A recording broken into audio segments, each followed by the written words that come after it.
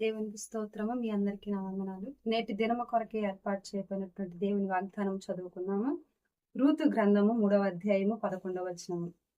నా కుమారి భయపడకుము, నీవు చెప్పినదంతయు నీకు చేసేదను.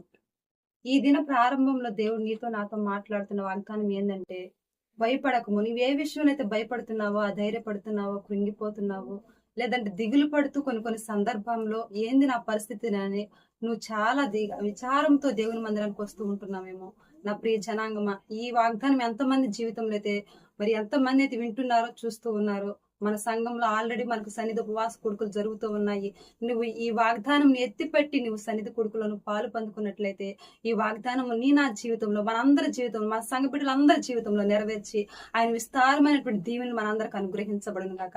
మన పితరులను ఎందరినో ఆయన ఎన్నో సందర్భాల్లో, భయపడుతున్నటువంటి సందర్భాల్లో ఆయన లేవనెత్తి, చేయించి లేవనెత్తి ప్రతి విషయంలో కూడా వారిని ఎంతగానో నడిపించినటువంటి ఆ దేవాతి దేవుడు ఈ దినాన నిన్ను కూడా నడిపించడానికి, నిన్ను కూడా లేవనెత్తడానికి, నిన్ను కూడా ప్రతికూలమైన పరిస్థితుల నుంచి విడిపించడానికి ఆయన సిద్ధంగా ఉన్నాడు. ఈ వాగ్దానం ఎత్తిపెట్టి మనందరం ప్రార్థన చేద్దాం. దైవ దీవెనలు మనం అందరం పొందుకుందాం. ప్రార్థన చేసుకుందాం. మనందరం కళ్ళు మూసుకున్నట్లయితే.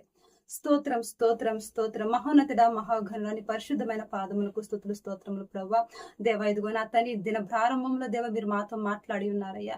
కుమారి భయపడకము, నువ్వు చెప్పినదంతా నీకు చేసేదని ప్రభా. అయ్యా, ఈ వాగ్దానం ఎత్తిపెట్టి ఎంతమంది ప్రార్థన చేస్తూ ఉన్నారో ప్రభా. ప్రతి ఒక్క జీవితంలో నూతనమైన కార్యాలు మీరు జరిగించిన తండ్రి. బిడ్డలు నా తను భయపడుతున్న ప్రతి విషయంలో దేవ నీ వాగ్దానం చేత బిడ్డలందరూ దేవ మీరు దర్శించి బలపరిచి దీవించి నూతనమైన కృపతో మీరు నింపమంటూ యేసయ్య శ్రేష్టమైన నామంలో అడిగి వేడుకొని పొందుకుంటున్నాం తండ్రి. ఆమేన్. ఆమేన్. అందరికీ వందనాలు. దేవునికి స్తోత్రం.